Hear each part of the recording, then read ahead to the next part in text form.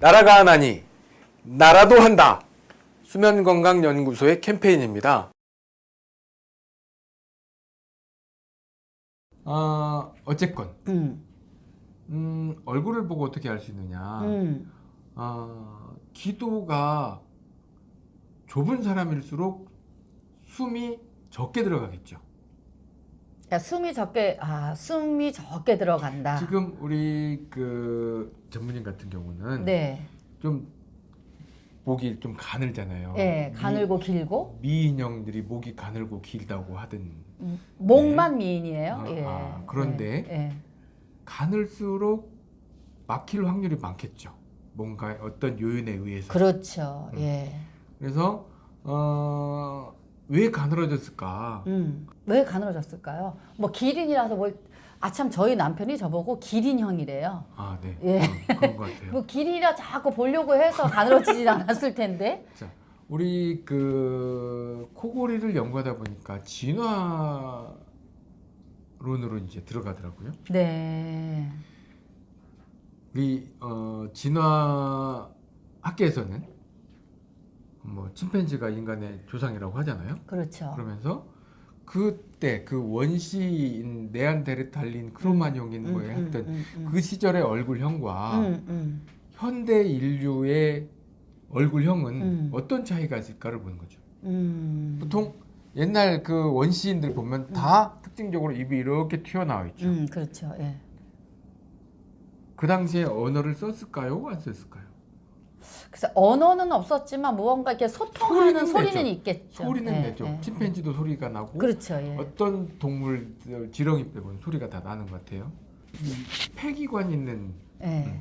발성을 하는 그 동물들은 네. 다 소리를 내죠. 네, 네, 네. 그런데 이 소리, 우리 동물들은 소리를 내지만 언어를 사용하는 거는 드물어요. 그래서 인간처럼 엄청나게 정교한 언어를 사용하는 동물은 없어요. 그렇죠. 우리 인간이 이 지구를 지배하게 된 거는 직립보행을 한 거죠. 그러면서 손을 자유롭게 쓰게 된 것과 그렇죠. 언어를 사용하게 되면서 이 집단 생활이 가능한 거죠. 네, 네, 네. 조직이 그렇게 됐죠. 만들어진 거죠. 네, 네, 네. 그것처럼 이 인간이 종족 보존, 생존을 위해서 선택한 게 직립보행과 언어인데 그러다 보니까 언어에 적합한 구조로 구강 구조가 바뀌기 시작한 거죠. 이렇게 튀어나와 있던 것이 점점 들어가면서 혀의 위치가 달라지고 특히 기도가 좁아졌어요. 정교한 언어를 구사하기 위해서는 아무래도 넓은 것보다는 좁은 게 훨씬 수월하니까. 악기를 예로 들면 이렇게 호른이라고 큰 악기 있잖아요. 그걸로 그렇죠. 예. 클라리넷처럼 그런 정말 빠르고 정교한 소리를 낼 수 있을까요? 아니, 그렇지 못하죠. 못하죠. 뿡 이렇게 내잖아요. 예. 그래서 좁을수록 유리했다. 그래서 인간이 이렇게 점점 들어오면서 발음에 유리한 구강 구조가 되다 보니 기도가 좁아지게 됩니다. 그런데 옛날에는 평균 수명이 뭐 3, 40이면 다시 돌아갔잖아요. 평균 연령이 그렇다고 치면 지금은 그러니까 어떤 코골이나 무호흡이 발생하기 전에 피부가 뭐 노화가 되고 뭐 어떤 영향을 받기 전에 그냥 돌아갔기 때문에 큰 문제가 없었어요. 근데 지금은 뭐 100세 시대를 논하고 있잖아요. 그렇죠. 이제 코골이가 무호흡이 이게 발생하는 시기가 보통 40대 넘어서 50대를 지나면서 이제 발생하더라는 거죠.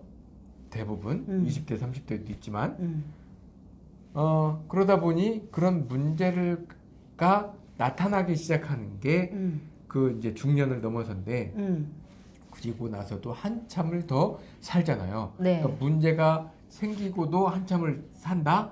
그렇다는 거는 문제가 점점 누적이 되어서 별 희한한 더 큰 문제로 발전을 하더라는 거죠. 네네. 꿀잠TV입니다. 영상 잘 보셨나요? 여러분의 댓글은 힘이 되고 여러분의 좋아요는 저에게는 에너지입니다. 앞으로도 많은 댓글 그리고 많은 좋아요 꾹꾹 눌러주세요. 꾹꾹.